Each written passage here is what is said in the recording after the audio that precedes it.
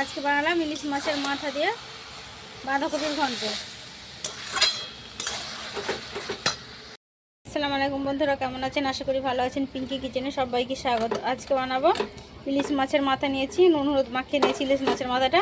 আজকে ইলিশ মাছের মাথা দিয়ে বাঁধাকপির ঘন্ট বানাবো। তেল বসিয়ে দিয়েছি কড়াতে, তেল গরম হয়ে গেছে। মাছগুলো ভেজে নেব, মাথাগুলো।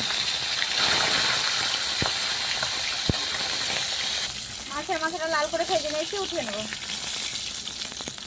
ওই মাছ ভাজার তেলে ফোড়নে দেবো কালো জিরে আর শুকনো লঙ্কা। এবার এর মধ্যে দেবো বাঁধাকপি, আলু আর পেঁয়াজ কাটা আছে, দিয়ে দেবো।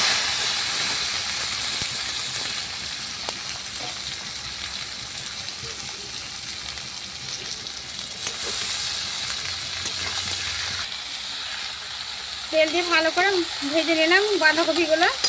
এর মধ্যে নিয়েছি নুন, হলুদ গুঁড়ো, লঙ্কা গুঁড়ো, আদা রসুন বাটা, ভাজা জিরে গুঁড়ো, ভাজা ধনে গুঁড়ো আর হলুদ গুঁড়ো।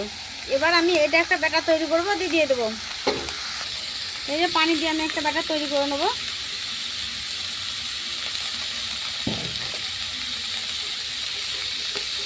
সমস্ত মশলাগুলো ব্যাটার তৈরি করে নিলাম একটা।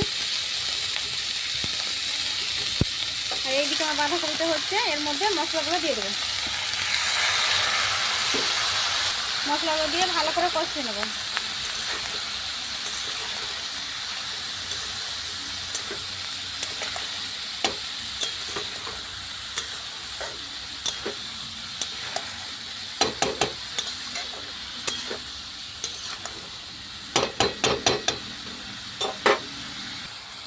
ভালো করে ঢাকা দিয়ে দিয়ে কষিয়ে নেব।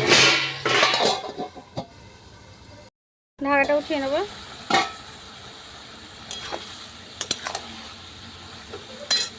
আর অল্প পরিমাণে পানি দিয়ে দেবো, ভালো করে একবারে সেদ্ধ হয়ে যাবে।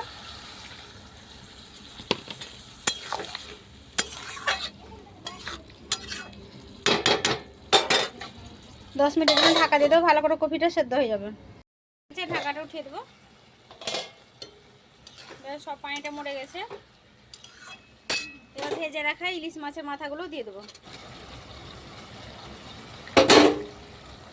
ভালো করে চাপা দিয়ে দেবো।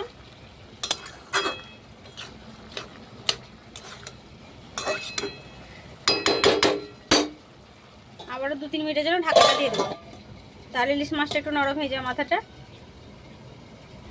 2-3 মিনিট হয়ে গেছে, ঢাকাটা উঠিয়ে নেবো। ভালো করে একবার নেড়ে দেবো।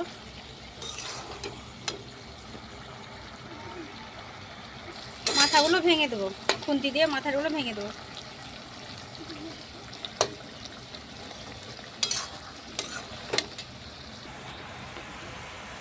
মাথাগুলো ভালো করে ভেঙে দিলাম। ভেঙে দিয়ে ভালো করে এখন নেড়ে দেবো। 5 মিনিট মতো নাড়বো।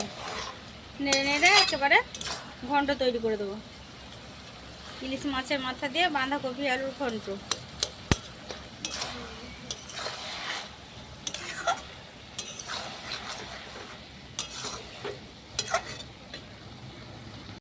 এখন ভালো করে আমি নেড়ে নেড়ে ঘন্ট তৈরি করে নিলাম। কেউ যদি ইউটিউব থেকে দেখে থাকেন অবশ্যই সাবস্ক্রাইব করবে। ফেসবুক থেকে দেখে থাকলে পেজটাকে ফলো করে একটা লাইক দিয়ে সাথে থাকবেন। কত সুন্দর আমি ঘন্টটা তৈরি করে নিয়েছি। একবার হলো এইভাবে ইলিশ মাছের মাথা দিয়ে বাঁধাকপির ঘন্টটা করে দেখবেন, দারুণ হয়। আজকে আমি খেয়ে দেখাবো না, আমার হয়ে গেছে। ঘন্টটা নামিয়ে নেবো।